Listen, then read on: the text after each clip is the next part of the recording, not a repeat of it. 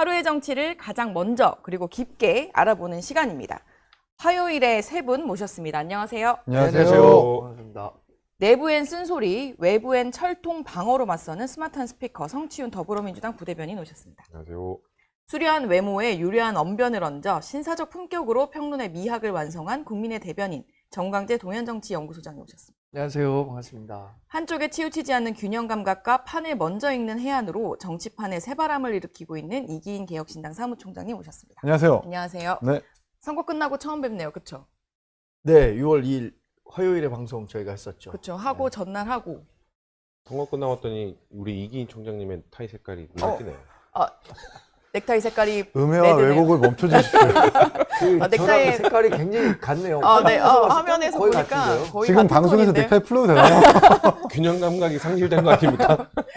넥타이 색깔을 짚어주셨어요. 선거 끝나고 나서 총평은 아마 다른 방송에서도 많이 하셨을 거고 여기는 예상 못했는데 라는 지역을 한 군데씩만 짧게 얘기하고 넘어갈까요? 좀 뭐 가장 대표적으로 서울시장 서울. 국민의힘이 새벽까지 하셨잖아요. 네, 이길 선거 방송. 거라고 예상한 분 네. 제가 여러 방송 하는데 이재영 전 전 의원, 의원 네. 그분이 난 이길 것 같은데 오. 요 정도만 한 게 그게 가장 오세훈 시장에 대해서 긍정적으로 평가한 그게 거지. 전부였나요? 그 외엔 근데- 없었나요? 아니 이길 거다가 아니라 이길 것 같은데 약간 소심한. 왜냐면 그 캠프에 계셨으니까. 네.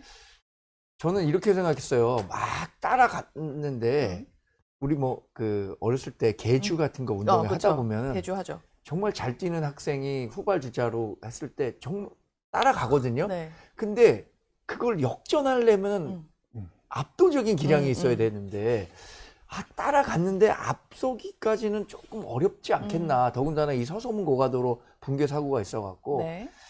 야 간발의 차로 또 질 것 같다라고 생각했는데 역전해갖고 깜짝 놀랐습니다. 예상치 못했다. 네. 총장님은요? 저는 역시 성남, 성남. 제가 지역구로 있기도 하고 또 대통령을 배출한 도시잖아요. 네. 그러면 성남시장으로. 성남 시민들은 그래 우리가 만든 시장 우리가 대통령 만들었으니까 이번에 한번 밀어줘야지라는 심리가 있을 만도 하거든요. 전 그렇게 생각을 했고요. 그리고 신상진 시장의 평가가 그렇게 좋지 않은 상황에서 게다가 정무비서관인가요? 그렇죠. 김병욱 후보가 정말 대통령의 대리인격으로 출마한 것 아닙니까? 많은 지원을 받으면서.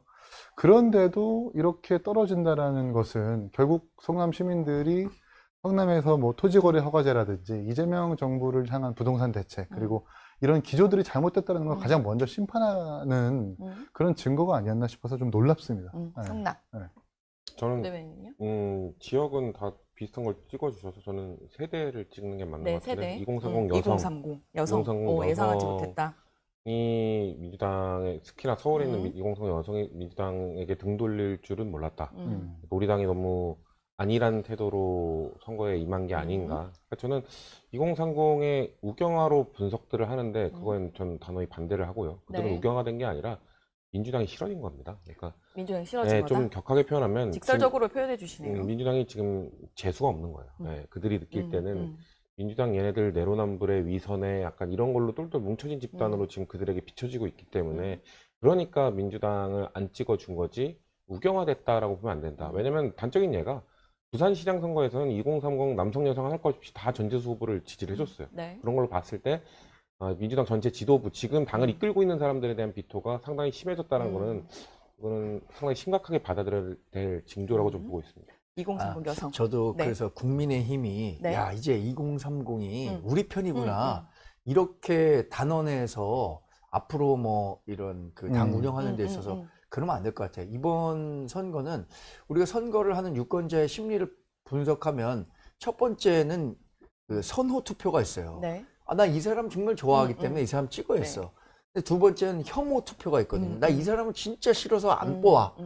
그러면 이번에 오세훈 후보를 뽑은 2030 여성들이 야, 난 진짜 오세훈 후보가 너무 좋아. 이래서 찍은 선호 투표보다는 민주당 투표? 정원호 후보 뭔가 내가 표를 찍기는 애매하네. 특히 뭐 주폭 논란도 그랬고 동의하실지 모르겠지만 스타벅스 마케팅과 관련해서 저는 문화적 감성, 뭐 여성분들이 아니 내 커피를 내가 눈치 보면서 이렇게 마셔야 되나? 이런 분위기를 부럽다. 조성하는 민주당에 대한 뭔가 좀 거리감을 두고 싶은 혐오. 그래서 이게 국민의힘도 이걸 우리에 대한 선호 투표라고 생각하면 안 될 것 같고 네. 그렇게 판단이 들더라고요. 저는 가장 예상치 못한 건 성관이가 아니었나 싶어요. 오, 그러니까 투표용지 이렇게 부족을 주제를 주제를 자연스럽게 매우 많이 자연스럽습니다. 고민했어요. 매우 자연스럽습니다. 네, 실제로 이 성관이가 뭐 소쿠리 투표 때도 시끄럽긴 했지만 투표용지가 부족할 거라고는 사실 상상도 해본 적이 없었던 상황인데 잠실 상황은 아직도 계속 지속되고 있잖아요, 총장님. 뭐 그렇죠. 재선거 얘기도 지금 정치권에서 계속 나오고. 그렇죠. 뭐 물론 또 일부 부정선거를 주장하는 분들이 들어오시긴 했지만 네. 전 그래도 부정선거를 주장하는 분들이나 재선거를 주장하는 분들은 결국 목적은 같지 않겠어요? 선관위의 해체 수준의 개혁. 네. 결국 이제 나의 참정권이 박탈됐다라는 그 감정이 저런 식으로 분출되는 것 같고요. 전 그래서 정치권에서 많이 오염됐다라고 표현들을 하는데 네. 전 그건 본질은 아니라고 네. 생각을 합니다. 결국 이것을 국회나 정치권에서 어떤 에너지로 가져가서 해결의 실마리를 풀 것인가를 더 많이 고민해야 될 때라고 저는 생각을 하고요. 어저께 저희 개혁신당도 그 선관위 사무처장을 네, 불러서 하셨죠. 보고를 좀 받아봤는데 해명을 들어도 납득이 안 되더라고요. 일단 송파구 선관위에서 재량껏 알아서 투표지를 배분했다라고 하는데 그 과정에서 서울시 선관위와 그 중선관위의 관리 감독이 없었다는 거예요. 그 어떠한 재량껏 감독이 없었다라는 그런 겁니다. 체계가 없었다는 예, 거예요. 게다가 민원도 원래 그 투표용지를 뭐 오전부터 발생했다라고 얘기가 지금 보도가 나오는데 오후 4시쯤에 민원인한테 민원을 받고 나서야 그때부터 인지하고 나서 행동을 그러니까 대응을 하기 시작했다라는 거예요. 네. 그리고 50% 이하로 이렇게 분류되는 그 재량이 그냥 한번 용역을 돌려서 그거에 근거했다라는 건데 어디에도 저희는 납득할 수 있는 이유를 듣지 못했거든요. 그러니까 이게 총체적 부실인 건 맞는 것 같습니다. 이제 이걸 가지고 이제 어떤 식으로 풀 건가가 중요한데 지금 정치권이 국조특위를 먼저 시작하겠다는 거잖아요. 네, 그렇죠. 그마저도 좀 이견이 있는 것 아닙니까? 국민의힘에서는 전수조사까지 하자라는 거고 민주당에서는 핀셋으로 좀 들어보자라는 건데 저는 국정조사를 할 거면 전수조사 해야 된다. 해야 된다. 네, 이게 지금 50곳에서 91곳으로 늘었다는 거 아닙니까? 이것 말고도 또 있을 수 있기 때문에 정확하게 들여다봐야 된다고 생각을 하고 그러나 국정조사나 국조특위는 강제력이 없지 않습니까? 이게 압수수색도 해야 될 일이고 또 강제 수사를 가지고 들여다봐야 될 일인데 그냥 국회에서 뭐 자료를 냈네 안 냈네 입시로할 것도 아닌 것 같으니까 이걸 또 특검에 대해서도 또 다른 루트로 좀 논의를 해야 된다. 정치권이 이렇게 생각을 그건 또 합니다. 해야 된다. 근데 사실 선관위가 도마 위에 오른 게 한두 번은 아닌데 항상 개혁까지 이어지기가 쉽지는 않았었어요. 그러니까 사실 저도 이번 사태를 보면서 좀 반성을 하게 된 게 우리가 선관위 문제가 사실 4년 전 코로나 때 그 소쿠리 투표 때도 심각하게 드러난 건데 그렇죠. 선관위의 이 독립성이라는 이 방패를 너무 인정해 준 게 아닌가. 정치권이 그걸 너무 이해해 주면서 방관한 거 아닌가라는 생각이 들더라고요. 네. 그래서 너무 무책임했던 것 같다라는 반성을 하게 됐고 그래서 저는 해체에 가까운 개혁 지금의 선관위에 계신 분들 중에 정말 열심히 하는 분도 있겠죠. 근데 그렇죠. 이제 선관위에 대한 신뢰는 너무 바닥을 너무 지금 지하로 뚫고 내려가고 있는 수준이기 때문에 과연 선관위를 약간 문제 있는 사람들만 핀셋으로 뽑아낸다고 해도 국민들이 믿어줄까?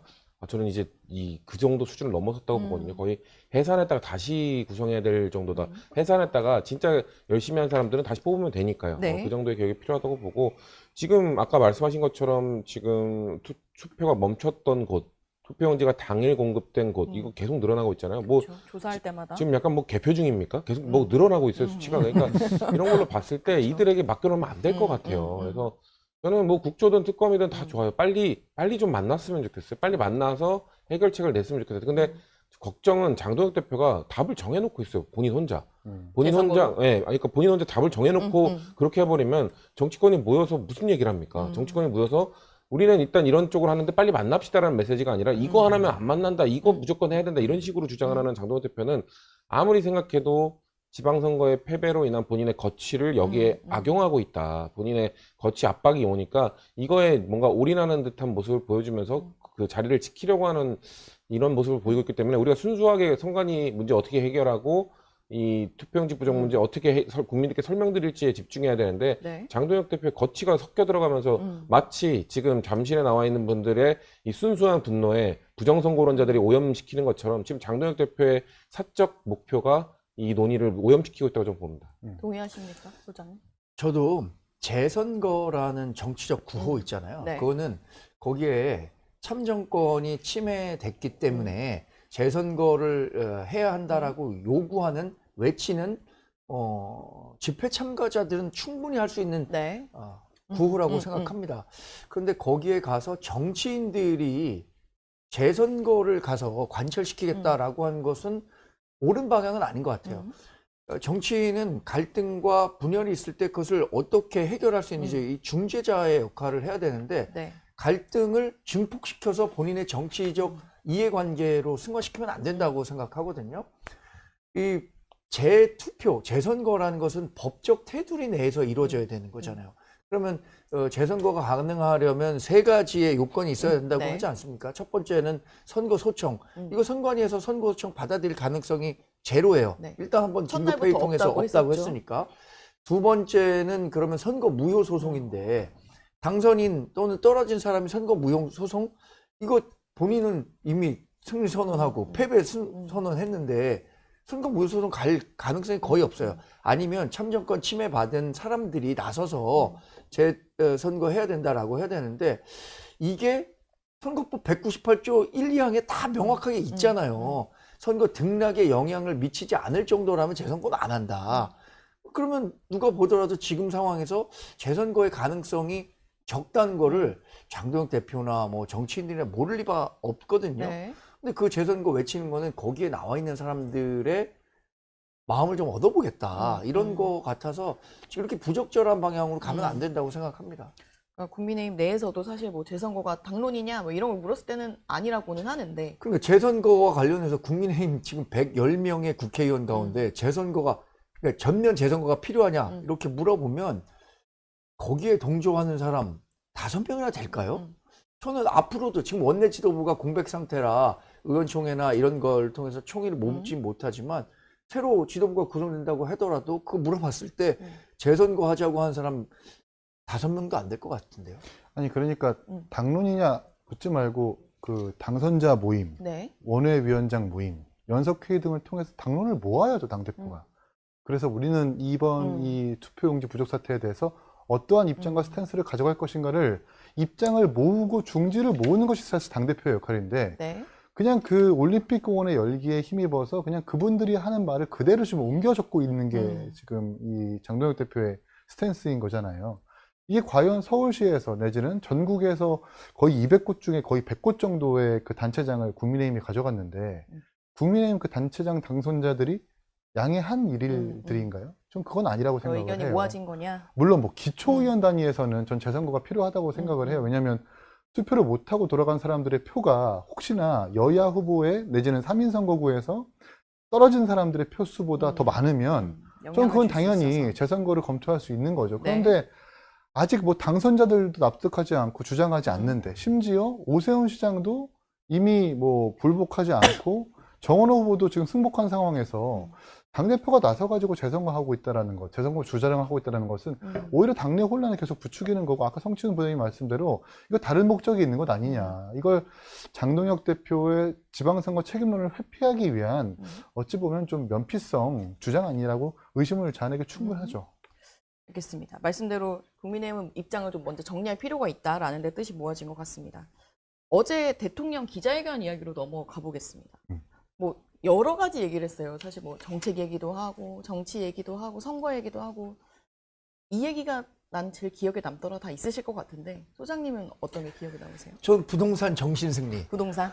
내가 부동산 제목도 시장 뽑아오셨네요. 네, 부동산 정신승리. 부동산 시장 이렇게 노력해갖고 잡아놨으니까 그나마 이 정도 지방선거 결과를 만들어낸 거다. 이런 요지의 이야기를 했는데 제가 그 선거 끝난 다음에 본 인터넷 밈 중에 제일 인상적인 건 가장 정확한 부동산 투자 지도라고 해서 네. 국민의힘 득표율이 높은 수준이면 빨강색의 강도가 높고 민주당 지지세가 강했던 것은 파란 속의 강도가 높아요. 근데 그게 이제 논란이 됐을 때 주병기 공정거래위원장이 거기에 댓글을 달아갖고 뭐냐 내라는 상관도 없다는 얘기냐 이 투표하려고 하는 네. 거냐 이런 식으로 그 댓글 논란이 달았다가 됐죠. 논란이 됐었잖아요. 그것만 놓고 보더라도 부동산 표심이라는 게 이번 이재명 대통령에 대해서 중간평가 정도를 했다고 생각하는데 아 내가 이만큼 잘해갖고 그래서 예, 지방선거는 이 정도 성적을 거둔 거야. 저는 일종의 정신승리라고 봤습니다. 정신승리로 느껴졌다. 네. 네. 또 그러니까 있으세요? 그런 게 왜 그러냐면 지금 많은 시장 참여자들이 사실 부동산은 전 국민이 시장 참여자예요. 그렇죠. 이분들이 문재인 시즌2를 우려하고 있는데 문재인 시즌2에 대해서 우려를 이번 표심을 통해서 보여줬는데 나는 부동산이 좀 잘 잡아갖고 이 정도 성적 거둔 거야. 이렇게 얘기하는 거는 현실인식이 너무 아니하다. 이렇게 판단했습니다. 저는 사실 선거 관련 언급한 게 저는 선거 관련. 예, 그러니까 이길 곳을 이기지 못했다면 네. 그건 승리한 게 아니다라는 얘기를 비롯해서 지금 집권 여당이잖아요. 저희가 여당일 때의 이 마음가짐 이거에 대해서 지적한 게 창을 잘 쓰는 사람이 아니라 이제 그릇. 그렇죠. 그러니까 여야의 야, 구분에서. 그쵸. 야당일 때는 이재명 대표 그때 이제 창 들고 엄청 공격하셨던 분이잖아요. 근데 여당 이제 대통령이 된 다음에 좀 품으려고 하는 쪽으로 많이 옮기셨잖아요. 그 변화에 대해서는 부인하는 분이 없을 겁니다. 그렇기 때문에 집권 여당도 그에 좀 발맞춰 가야 되는데 그러지 못했다라는 거를 선거의 패배 요인으로 꼽은 게 저는 아주 공감이 갔고 또 뭐 딱 찍지는 않았지만 사실상 김용남 후보에 대한 얘기도 많이 하셨어요. 그러니까 우리 쪽으로 이렇게 품어서 데리고 왔으면 과거에 그렇게 파묘하듯이 공격하는 게 맞냐라는 얘기도 맞죠. 그러니까 이제 그 집권 여당의 이 한쪽 진영의 대표가 아니라 전체 국민을 대표하는 대통령이다 보니까 보수 쪽 인물도 데려오고 이렇게 영입하면서 뭔가 중도 확장, 보수 쪽도 확장을 하려고 하는 건데 그거에 대해서 우리 진영 안에서 막 공격을 한 거에 대해서 비판하는 모습을 보고 저는 사실상 8월 전당대회와 관련돼서 대통령실의 요구는 나왔다. 요구 그러니까 나왔다. 예, 지금 야당이랑 막 치고받고 막 무조건 창 들고 싸울 사람이 아니라 야당한테 때로는 뺨도 맞아주고 때로는 좀 품기 위해 노력하는 그런 사람이 좀 당대표를 하면 좋겠다라는 저는 메시지로 읽혔기 때문에 뭐 다양한 해석이 있겠죠. 근데 우리 당 지지자들 한정해서는 대통령이 그 메시지에 좀 집중하지 않았을까라는 생각이 들었습니다. 어제 대통령 발언에서는 그 선거 결과에 대한 이야기도 되게 허심탄회하게 그렇죠. 하셨잖아요. 네. 그러니까 표정은 중립이 안 되더라. 뭐 이런 말씀도 하시고 그러면서 그 뒤에 이어진 아까 말씀하신 여당 지도부를 향하는 것 같은 발언이 수위가 상당히 저는 높았다고 생각하거든요. 이게 이제 같은 발언이 아니라 여당 지도부를 향한 발언이죠. 네, 네. 정청래 저는 대표 같은 당신 발언이라고 때문에 하고 정청래 대표 당신 때문에 진 거야! 라고 하는 그 의미를 길게 말씀하신 것 같은데 저는 상당히 유체이탈법이라고 생각을 해요. 어쨌든 선거 패배론에 대해서 기자가 물으니까 그 성벽 이야기 하셨잖아요. 이 여당과 야당은 성벽을 지키는 일과 성 바깥에서 성벽을 그렇죠. 기어오르고 탈환해야 되는 역할이기 때문에 다른 거다. 근데 이번 지방선거에서 대통령 책임은 없는가요? 저는 있다고 생각을 하거든요. 특히 공소취소 관련해서도 이런 지하에 거절하지 않고 지방선거 뒤로 미루겠다라고 하는 어찌 보면 많은 유권자들한테 이거 대통령 권력을 저렇게 아무나 쓰네 라는 그 의식적 저항을 불러일으키기 충분했기 때문에 전 대통령의 책임이 분명히 있다고 생각을 하고 선거 전날 분명히 구자현 검찰총장 직무대행 국무회의 불러다가 뭐라고 하셨어요. 잘못하면 취소하고 사과해야 된다라고 분명히 공소취소에 대해서 시사를 하신 거잖아요. 그러면 이번 지방선거가 물론 민주당이 승리하긴 했지만 완승은 아니었고 국민의힘이 패배했지만 완패는 아니었던 것처럼 그 의미는 사실 대통령이 이 공소취소가 잘못됐다. 네. 윤석열 대통령이 했었던 그 과오, 대통령이라고 해도 아무렇게나 해서는 안 된다는 그 의미를 분명히 준 거거든요. 근데 여전히 공소취소는 해야 되는 거고 여전히 뭔가 자기의 잘못은 아무것도 없는 것처럼 이야기하는 것이 저는 너무 유체이탈법이었던 생각이 들고요. 특히나 공소취소 관련해서도 그래요. 네. 포기하지 않지 않습니까? 아무래도 좀 불안하다고 생각을 하고 저는 어저께 공소취소를 얘기하는 것이 결국 지금 전당대회를 앞두고 있는 민주당한테 가이드라인을 줬다고 생각을 해요. 김민석 총리든 정청래 대표든 송영길 대표든 우원식 의장이든 간에 어쨌든 지방선거 우리가 완승하지 못했고 동력을 잃었지만 다시 한번 공소취소를 추진해 달라고 하는 대통령의 특별 전 지시라고 생각을 했거든요. 그렇게 받아들였습니다. 특별 지시가 내려졌다. 저 선거 책임론과 관련해서 유리한 것은 본인에게 좋게 해석하고 불리한 것은 남 탓으로 돌리고 저도 그 부분이 조금 거슬리더라고요. 예를 들어서 지금 민주당이 가장 뼈아픈 패배 지역을 꼽으라면 네. 서울시장, 네. 부산 북갑, 평택을 세 개 평택을. 아니겠어요? 네. 근데 이 세 후보의 공통점 이른바 명피가 아닌가요? 정원호 후보 같은 경우에는 정말 삼성구청장을 했지만 대중적 인지도 전혀 없는 상태에서 일잘로 이거 본인이 띄워주니까 결국에는 민주당 후보로 만들 수 있었던 거고 이번에 띄웠는데 네. 뭐라고 했냐면 대통령이 시장 따로 뽑고 구청장 시의원 따로 뽑더라. 이런 교차 투표 무섭다. 이거 얘기하는 게 지금 서울시 겨냥한 거 아닙니까? 네. 그 서울시장 후보를 만든 사람 민주당입니까? 이재명 대통령입니까? 그럼 본인이 만든 후보가 졌는데 그거에 대해서는 그 민주당 지도부가 잘못했다는 식으로 얘기하는 거. 하정우 후보, 이재명 대통령이 거기 출마 그거 안 하는 게 좋겠습니다라고 강권했다면 하정우 후보 나갔겠습니까? 못 나갔죠. 하정우 후보도 어쨌든 거기서 구청장, 시장은 민주당 뽑고 국회의원은 한동훈 의원 뽑은 거잖아요. 이것도 후보의 역량 문제잖아요. 그러면 김용남 후보 어쨌든 뉴 이재명 그룹으로 들어와서 네. 거기에 공천 줬던 거 아닙니까? 본인이 관여 직접적으로 안 했다고 해서 유권자들이 아 이거는 이재명 픽 아니야 라고 생각하는 사람 얼마나 되겠습니까? 근데 본인과 가까운 사람들이 나가서 선거에서 졌는데 그것에 대해서는 다 지도부가 잘못했다라고 폄훼하는 거 그건 전 옳지 않은 일이라고 생각합니다. 저는 일단 그 지도부가 책임이 없을 수 없는 게 일단 저는 뼈아픈 지역 아까 세 군데를 찍어주셨는데 저는 제 개인적으로 가장 뼈아픈 지역은 대구예요. 저는 대구시장 김부겸 후보가 당선이 됐어야 네.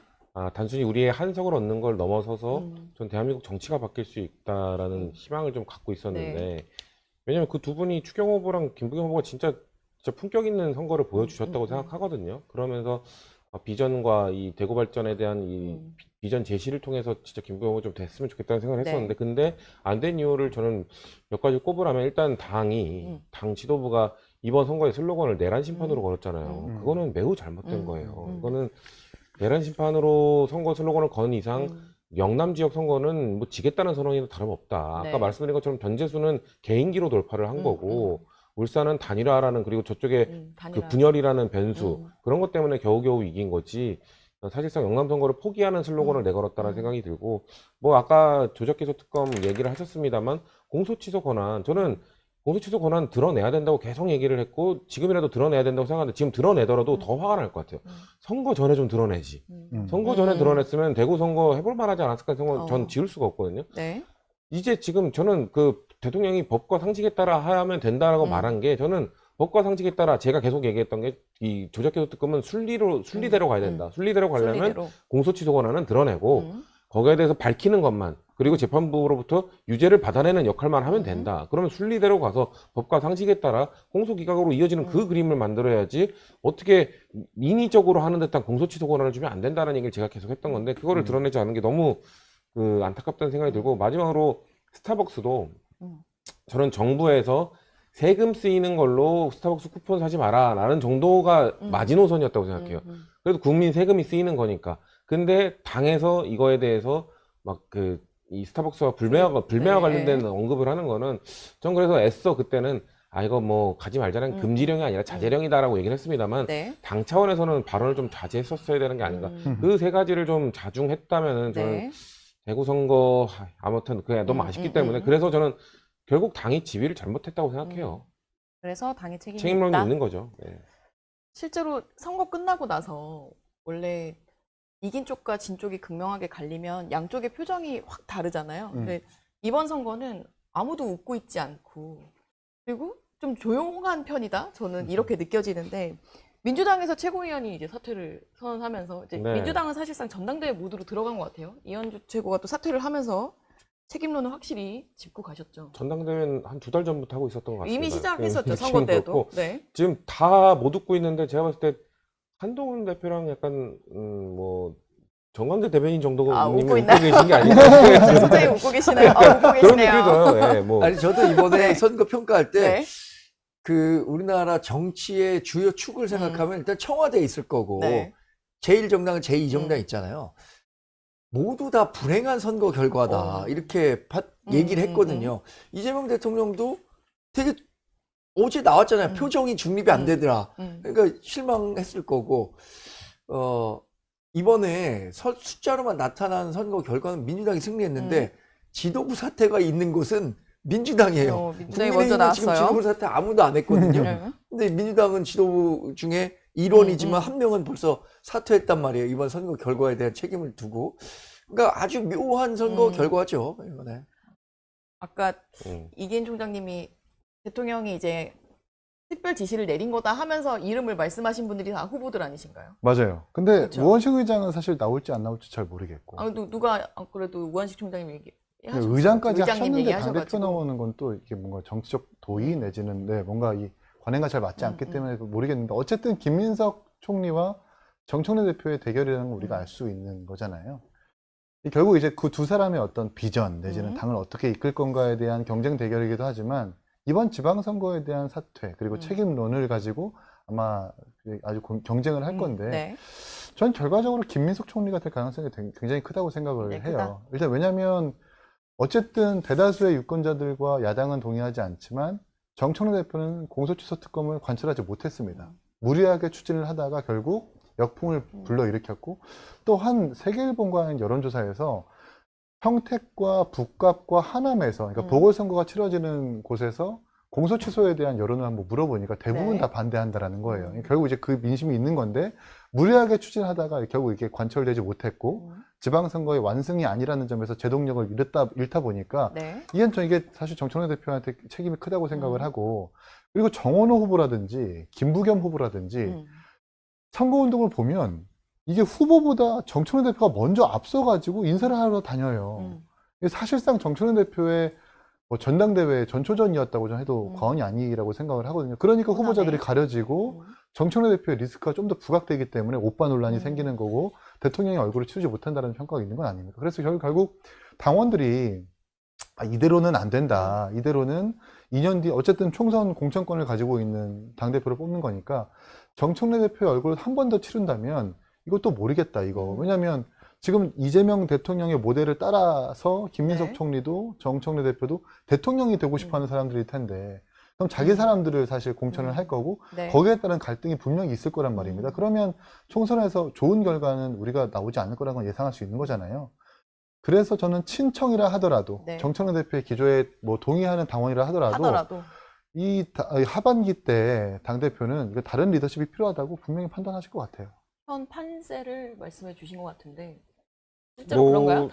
지금 정청래 사실 대표도 말씀하신 세 분이 지금 이제 최근에 이제 여론조사 좀 나와야 될 것 같은데 두세 달 전에 한창 여론조사 좀 했던 것 같은데 그때 세 분이 거의 비슷하게 나왔거든요. 송영길 의원, 김민석 총리, 정청래 대표. 네. 근데 그 세 분이 비슷하게 나왔는데 세 분의 성향은 뚜렷하잖아요. 친청이 아니죠. 청이죠. 그냥 청. 한 명이 청이고 그리고 나머지 두 분은 송영길 의원이랑 그 김민석 총리는 아무래도 친명 이재명 대통령과 결을 좀 같이 하려는 분들이기 때문에 네. 그거면 일단 당원들의 마음은 대통령과 발맞춰 가는 쪽에 힘이 쏠려 있다라고 좀 보기 때문에 그 두 분이 단일화를 할 수도 있고 뭐 결선 투표가 있기 때문에 네. 우리 당은 그런 제도를 이용할 수도 있고 그렇기 때문에 근데 그 몇 달 전에 그 여론조사기 때문에 선거가 끝나고 이제 송영길 의원 의원이 그쵸. 됐고 김민석 총리가 이제 아마 이제 나오는 게 확정이 됐고 네. 그렇기 때문에 여론이 어떻게 형성됐는지를 한번 보고 그 두 분이 사전 단일화를 할 수도 있고 선거를 해서 결선 투표 갈 수도 있기 때문에 좀 흐름을 봐야 될 것 같아요. 그러니까 지방선거 이후에 여론을 좀 봐야 된다. 그렇죠. 저는 애초 그 지방선거 전에는 정청래 민당 대표가 연임에 도전한다고 하면 다소나마 결선 투표를 통해서도 약 51대 49 정도의 가능성으로 당선 가능성을 높게 봤는데 제가 최근에 민주당 분들 만나면서 느낀 게 네. 아, 이번에는 정청래 민주당 대표 힘들겠구나, 연임이. 왜냐하면 어제 이재명 대통령이 적극적으로 이번 그 민주당 전당대회에 개입하려는 듯한 목소리를 냈어요. 앞으로 한 2달 정도 남았잖아요. 이재명 대통령이 이런 메시지를 한 5번은 더 낼 것 같습니다. 5번. 그러면 본인의 의중이 어디에 실려 있다. 이거 사실 어제 발언만으로도 나는 김민석 총리가 민주당의 당대표가 됐으면 좋겠다는 메시지를 냈다고 생각하는데 이 2022년에 윤석열 전 대통령 취임한 이후에 김기현 대표를 국민의힘 당대표로 만들기 위해서 대통령실이 다각적인 노력을 했던 거 아닙니까? 저는 이게 임기 초반이고 대통령 그 권력이 살아있는 시기에 정청래 민주당 대표가 굉장히 좀 어려운 상황으로 갈 것 같아요. 처음에는 정청래 민주당 대표 만만치 않다. 이른바 A그룹이라는 곳에서 그 막강한 지원을 받고 있다 이렇게 평가했는데 최근 분위기는 특히 조금 이 달라진 것 같다. 지방선거가 정청래 대표가 잘못했다라는 여론이 계속 확산되고 있는 걸 보면 그게 왜 확산되겠습니까? 전당대회가 있기 때문에 더 네. 빠르게 확산되고 있다고 생각하는데 기층에 있는 당원들이 정청래 민주당 대표에 대해서 좋게 평가했다가도 2달이라는 시간이 긴 시간입니다. 그래서 지금 정청래 민주당 대표도 뭐 호남 당원들의 의견을 듣고 있다 이런 얘기들을 하잖아요. 갈수록 조금 정청래 민주당 대표의 연임 가능성은 낮아지고 있는 거 아닌가 이렇게 낮아지는 거 생각합니다. 아닌가. 저는. 알겠습니다. 아마 이 주제는 앞으로도 계속 다룰 것 같아서 오늘은 여기서 마무리하겠습니다. 세 분 감사합니다. 고맙습니다.